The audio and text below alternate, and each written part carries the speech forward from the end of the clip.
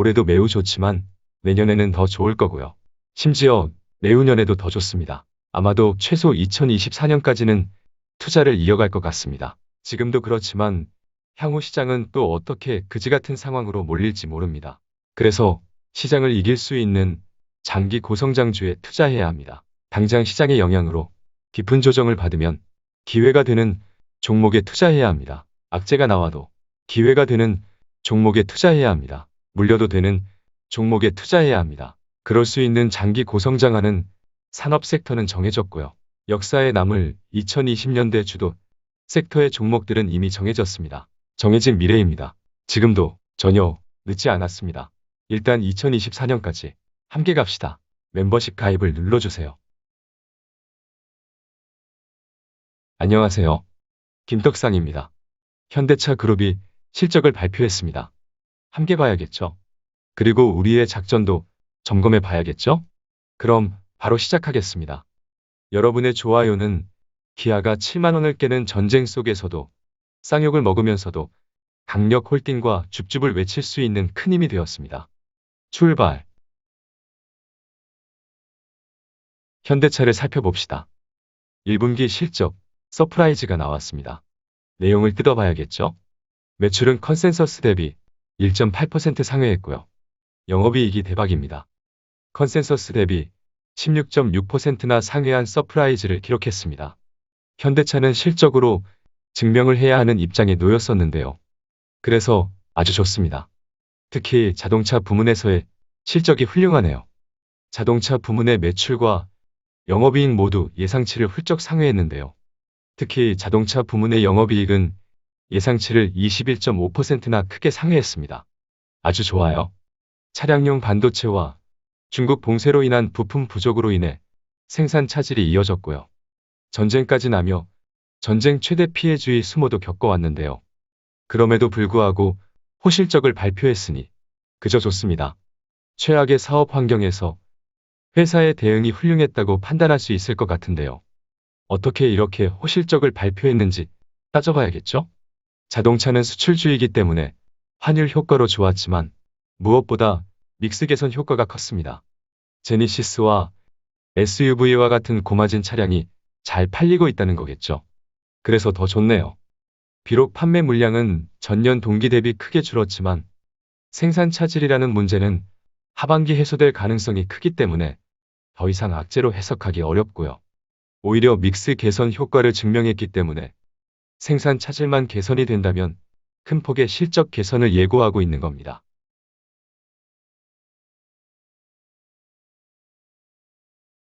(1분기) 실적 서프라이즈에도 불구하고 목표가를 21만 원으로 유지한 대신증권의 실적 추정치를 볼까요? 2분기부터 생산 차질이 개선이 되면서 하반기엔 정상화될 것으로 보고 있는데요. 그럼에도 불구하고 2분기부터 하반기까지도 이익이 크게 좋아지는 추세로 보지는 않네요. 이건 좀 의외인데요? 개인적으로는 1분기 실적이 올해 바닥이 되지 않을까 생각하지만 대신증권의 경우는 올해 내내 1분기와 별반 다르지 않을 것으로 보고 있군요. 인정을 하기엔 다소 어렵지만 그래도 염두할 필요는 있고요. 다음엔 다른 증권사의 추정치도 같이 살펴보면 될 것 같습니다. 어쨌든 1분기 실적 서프라이즈의 영향으로 보수적인 대신증권의 경우도 올해와 내년 실적을 상향을 했기 때문에 긍정적인 변화를 확인한 셈입니다. 그럼 일봉 차트를 봅시다. 이때 찐바닥을 알렸을 땐 어차피 쌍바닥이라고 돌을 맞았고요. 추세 전환을 알렸을 때는 희망회로 돌리지 말라고 계란을 맞았습니다. 17만 원도 깨지는 전쟁 속에서 20만 원 회복이 전혀 어렵지 않다고 100번을 말해도 쌍욕만 들었고요. 20만 원 라인, 19만 원대까지는 아무 생각 없이 들고 가자고 해도 투매가 나왔습니다. 회복하고 있죠? 오늘 갭상승이 나와서 메꾸고 가겠지만 작전 그대로 19만 원을 안착하는 것을 보고 고민을 해보면 될 것 같습니다. 일단 여기 갭을 메꾸고 19만 원 안착하는 그림을 보겠습니다. 다음은 기아입니다. 기아 역시 어닝 서프라이즈가 나왔습니다. 영업이익의 경우 시장 기대치의 27.6%를 상회하는 대박이 나왔네요. 앞서 본 현대차보다 더 좋네요. 현대차도 대박인데 기아는 여전히 실적 깡패의 모습을 보이고 있습니다. 아주 훌륭합니다.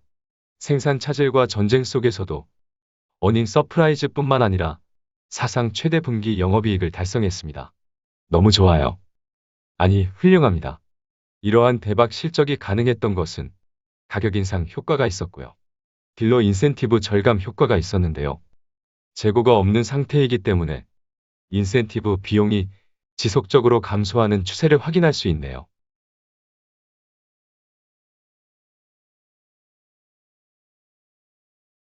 그리고 역시 환율 수혜까지 받은 것으로 보이네요. 현대차와 달리 물량 감소가 크지는 않았던 것으로 보이고요. 더욱 긍정적인 것은 해외 판매 비중이 지속적으로 늘어나고 있다는 겁니다. 뿐만 아니라 미국과 유럽에서의 점유율도 상승한 것이 확인되고요. 그저 좋습니다. 아니, 훌륭합니다. 대신증권의 실적 추정치를 봅시다. 이렇게 실적이 대박인데도 PER 밸류 5배대의 말도 안 되는 저평가를 받고 있습니다. 이건 정말 너무한 거예요. 현대차의 경우는 올해 이익 기준으로 8배 수준의 밸류를 받고 있는데요. 기아는 현대차에 비해 무려 20%나 할인된 가치를 받고 있는 겁니다. 같은 현대차 그룹의 완성차 기업이기 때문에 기아가 현대차에 비해 이렇게까지 할인을 받을 이유가 딱히 없습니다. 어쨌든 길게 할 말은 없습니다. 최악의 환경에서 대박 실적이 나왔고요. 앞으로 생산 차질이 정상화될 것이기 때문에 그냥 좋습니다. 차트는 가볍게 보시죠. 여기서 8만 원 안착은 당연하다고 100번을 말해도 현대모비스를 사나요? 현대모비스는 지금부터 사야죠. 답답해서 하는 말이에요. 기아도 여기 갭을 메꾸고 가겠죠. 결국 9만 원을 넘어서겠지만 바닥에서 쌍욕을 하고 징징이가 되고 원망이가 되었던 분들은 제발 좀 자기 그릇만큼 정비하고 가면 되고요. 그동안 조정이 깊었던 만큼 비중도 충분히 늘어났을 것 같습니다. 여기서 추가 상승이 나오면 9만 원을 넘어서기 전에 혹시나 조정을 받더라도 괜찮을 정도로 대응력을 확보한 채 9만 원 돌파 여부를 확인하는 것으로 하겠습니다. 어차피 기아나 현대차는 깡패 같은 강성 귀족 노조가 한 번씩 행패를 부리기 때문에 장기 투자를 하더라도 계속 오를 것 같아도 주요 라인에서는 대응력을 확보하며 가는 것이 좋습니다.